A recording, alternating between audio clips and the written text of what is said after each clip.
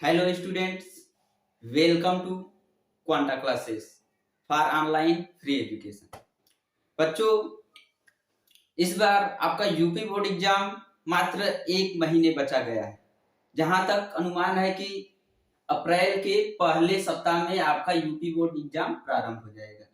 इसके मद्देनजर हम देखते हुए केमिस्ट्री का एक ऐसा मॉडल पेपर बनाए हैं जिससे कोई बंदा अगर हमारा मॉडल पेपर भी पढ़ लेगा तो न चाहते हुए भी वो पास हो जाएगा। हम विनय सर क्वांटा क्लासेस केमिस्ट्री के टीचर हैं। आपको इस केमिस्ट्री का मॉडल पेपर आपके सामने प्रस्तुत कर रहे हैं। तो इसमें आप जानते हैं एग्जाम में कई टाइप के क्वेश्चन आते हैं। बहुविकल्पी आते हैं, लघु उत्तरीय आते हैं, दीर्घ उत्तरीय आते हैं। तो सबसे पहले हम कुछ बहुविकल्पी क्वेश्चन देंगे, फिर लघु उत्तरीय देंगे, फिर दीर्घ, लास्ट में विस्तृत देंगे। एक ही पेपर हम बनाएंगे जिसमें 20 से 25 या 30 क्वेश्चन बहुविकल्पी हो सकते हैं, 8-10 लघु उत्तरीय हो सकते हैं, 2-4-5 विस्तृत व दीर्घ उत्तरीय हो सकते हैं। तो सबसे पहले हम देखते हैं आपका बहुविकल्पी। हम जानते हैं कि इस बार कोरोना काल में स्कूल कॉलेजेस बंद थी तो अक्सर पढ़ाई नहीं हो पाया, तो बच्चे सोच रहे होंगे कैसे पास हो। अधिकतर बायो वाले स्टूडेंट फिजिक्स केमिस्ट्री में अधिकतर परेशान रहते हैं। तो इसको मद्देनजर देखते हुए अब पूरे एक्सपीरियंस के साथ हमने एक मॉडल पेपर तैयार किया है। आपके सामने इस रसायन विज्ञान केमिस्ट्री का मॉडल पेपर प्रस्तुत कर रहे हैं। इसे सबसे पहले हम ऑब्जेक्टिव चेक करते हैं। यहाँ पे देखते हैं chemistry UP board exam 2022 class 12। सबसे पहले हम बहुविकल्पी क्वेश्चन देखते हैं। तो इसमें आपका क्वेश्चन फर्स्ट से स्टार्ट होता है कि सोडियम क्लोराइड क्रिस्टल की संरचना है। तो इसमें आपका पहला ऑप्शन है फलक केंद्रित घन, दूसरा ऑप्शन है मोनोक्लिनिक, तीसरा ऑप्शन है आर्थोरॉम्बिक, चौथा ऑप्शन है चतुष्कोण। तो यह तो क्वेश्चन आपको देखने से मालूम चल रहा है कि याद करने वाला क्वेश्चन है। इसमें हम कोई ट्रिक नहीं लगा सकते हैं। तो यह सोडियम क्लोराइड क्रिस्टल की संरचना फलक केंद्रित घन होता है। यह आपका राइट आंसर हो जाएगा। बहुत ही इंपॉर्टेंट क्वेश्चन यह है। अब हम नेक्स्ट क्वेश्चन पे आते हैं। नेक्स्ट क्वेश्चन है फलक केंद्रित घनी इकाई सेल में परमाणुओं की संख्या। फलक केंद्रित घनी इकाई सेल को हम शॉर्टकट में बोलते हैं एफसीसी। क्या बोलते हैं? एफसीसी।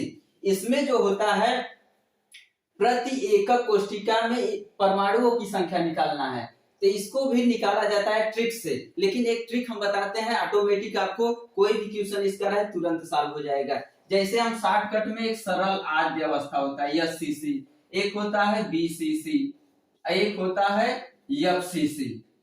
तो सिंपल क्यूबिक क्रिस्टल मतलब सरल आद्य कोशिका। इसमें प्रति इकाई सेल में परमाणुओं की संख्या 1 होती है, बीसीसी में 2 होती है और एफसीसी में 4 होती है। बहुत पहले हमने आप एक गाना सुने होंगे 1 2 का 4। अरे 1 2 का 4 है तो ये क्वेश्चन 1 नंबर क्लियर। अब एफसीसी रहेगा तो 1, सरल या आद्य रहेगा तो 1, अंतर केंद्रित रहेगा तो 2, फलक केंद्रित रहेगा तो 4। तो ये स्टूडेंट हमारा कौन है? एफसीसी मतलब फलक केंद्रित। तो कौन ऑप्शन मैच कर रहा है? 4। इट इज राइट आंसर हो जाएगा। अब हम अगले क्वेश्चन की ओर बढ़ते हैं। एफ केंद्रों की उपस्थिति क्रिस्टल को क्या बना देता है? एफ केंद्रों की उपस्थिति में क्रिस्टल को क्या बना देता है? चालक बना देती है, रंगहीन बना देती है, अचालक बना देती है, और फोर्थ ऑप्शन है रंगीन बना देती है। तो इसमें देखते हैं कि यह क्वेश्चन कहां से उठाया है। ठोस अवस्था के डिफेक्ट पॉइंट जहां है, जहां दोष, किस हेडिंग से उठाया है? दोष। यह धातु अधिकता दोष से यह क्वेश्चन उठाया है। तो यह भी याद करने वाला क्वेश्चन है। अगर एफ केंद्र आ जाए तो समझ जाना कि यहाँ इलेक्ट्रॉन होगा, और अगर इलेक्ट्रॉन आपका मूव करेगा तो क्या देगा? कलर देगा। तो यहाँ कलर से रिलेटेड कौन सा ऑप्शन सही है? रंगीन बना देती है। तो यह आपका राइट आंसर हो जाएगा। अब हम आगे की ओर क्वेश्चन पढ़ते हैं। क्रिस्टल के घनत्व को कम करने वाला बिंदु दोष क्या है? अब यहाँ डायरेक्टली क्वेश्चन पुटअप कर दिया है बिंदु दोष से कि वह कौन सा दोष है जिसमें घनत्व कम करता है। तो आपको बताते कोई यूपी बोर्ड हो या सीबीएसई बोर्ड हो, इसमें मेनली एग्जाम में टू टाइप्स के दोष पूछे जाते हैं, एक शॉर्टकी दोष, एक फ्रेंकल दोष। तो शॉर्टकी दोष में जानते हैं कि इसमें सेम नंबर ऑफ धनायन और ऋणायन, same number of cation and anion absent होते हैं। अरे किसी क्रिस्टल में एनायन केटायन एब्सेंट हो जाएंगे तो नंबर ऑफ पार्टिकल अणुओं की संख्या कम हो जाएगी, अब कम हो जाएगी तो घनत्व ऑटोमेटिक कम हो जाएगा। अब फ्रेंकिल दोष में क्या होता है, फ्रेंकल डिफेक्ट में, इसमें पूरे आयनिक क्रिस्टल में कोई भी धनायन या ऋणायन, मैक्सिमम धनायन लिया जाता है। धनायन अपना स्थान छोड़ने के बाद जो साइड में जगह होता है इंटरस्टिशियल स्पेस, जिसको बोला जाता है अंतराकाशी जगह, अगर वहां कोई भी धनायन अपने क्रिस्टल से उस खाली स्थान में चला जाता है तो फ्रेंकिल दोष होता है। तो फ्रेंकिल दोष में आपका इलेक्ट्रॉन या धातु अपने क्रिस्टल को नहीं छोड़ता है, और क्रिस्टल को नहीं छोड़ेगा तो डिफेक्ट है ही, तो घनत्व में कोई दिक्कत नहीं होगी। तो इसमें घनत्व तो नहीं चेंज होता है, इसमें केटायन और एनायन एब्सेंट हो जाते हैं, इसलिए घनत्व कम हो जाता है। तो यह आपका राइट आंसर होगा।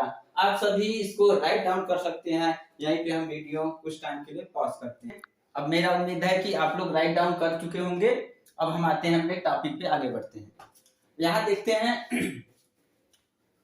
5 नंबर क्वेश्चन क्या बोल रहा है, निम्न में से कौन सा अणु संख्य गुणधर्म है। अणु संख्य गुणधर्म क्वालिटी क्या है, कोलिगेटिव प्रॉपर्टीज, मतलब ऐसा प्रॉपर्टी जिसमें सॉल्यूट विलय के कणों पर, कोई भी प्रॉपर्टी विलय के कणों पर निर्भर करती है तो वही अणु संख्य गुणधर्म है। मेनली आपके 4 अणु संख्य गुणधर्म है। अगर 4 याद कर लेंगे तो इस टाइप का कोई भी क्वेश्चन आए, इस टाइप का कोई भी क्वेश्चन है आप लोग याद कर सकते हैं। जैसे अणु संख्य गुणधर्म 4 होते हैं। जैसे पहला क्या होता है, एक होता है क्वथनांक में उन्नयन होता है, दूसरा आपका होता है हिमांक में अवनमन होता है, तीसरा आपका क्या होता है परासरण दाब होता है, नेक्स्ट क्या होता है वाष्प दाब में अवनमन होता है। क्या होता है वाष्प दाब में अवनमन। तो चारों ऑप्शन में आपका कौन सा मिल रहा है, परासरण, इसमें देखो कनेक्ट हो गया है, तो परासरण दाब वाला आपका राइट आंसर होगा। यह वेरी इंपॉर्टेंट क्वेश्चन, इस टाइप का क्वेश्चन एक आपका मिल सकता है। देखो निम्न में से कौन सा अणुसंख्य गुणधर्म, यहाँ देखो मिस्टेक हो गया होगा, यहाँ क्वेश्चन में नहीं है, नहीं है। अब हम इसको करेक्ट करके आगे बढ़ते हैं। निम्न में से कौन सा अणुसंख्य गुणधर्म नहीं है, तो इसमें देखेंगे वाष्प दाब में अवनमन, आपको अभी जस्ट बताया है कि यह अणुसंख्य गुणधर्म है। 4 ही तो मेनली होते हैं। दूसरा ऑप्शन है हिमांक में अवनमन, ये अभी बताए थे। तीसरा आपका पृष्ठ तनाव परासरण था, तो इसके पहले हम पृष्ठ तनाव का नाम नहीं लिए हैं, मतलब यह अणुसंख्य गुणधर्म नहीं होगा। तो यह राइट आंसर आपका हो जाएगा। यह क्वेश्चन 5 और 6 दोनों में से इस बार 2022 में से एक क्वेश्चन पुट अप करने की संभावना बहुत ज्यादा है। अब हम इसके बाद आगे बढ़ते हैं। निम्न में से किस जलीय विलयन का क्वथनांक उच्चतम होगा। नीचे आपका कुछ विलयन दिया हुआ है, इसमें पूछ लिया है किस सॉल्यूशन का बॉइलिंग पॉइंट मैक्सिमम होगा। तो मैक्सिमम होने के लिए आपका दिए गए क्वेश्चन में ऑप्शन में हम चेक करते हैं जिसमें आयन की संख्या ज्यादा होगी। चारों ऑप्शन में हम कैलकुलेट करेंगे जिसमें आयन की संख्या ज्यादा होगी उसका बॉइलिंग पॉइंट या क्वथनांक क्या होगा, उच्चतम होगा। चलो हम यहाँ कैलकुलेट करते हैं। यहाँ देखो 0.01, 0.01, 0.015, 0.015।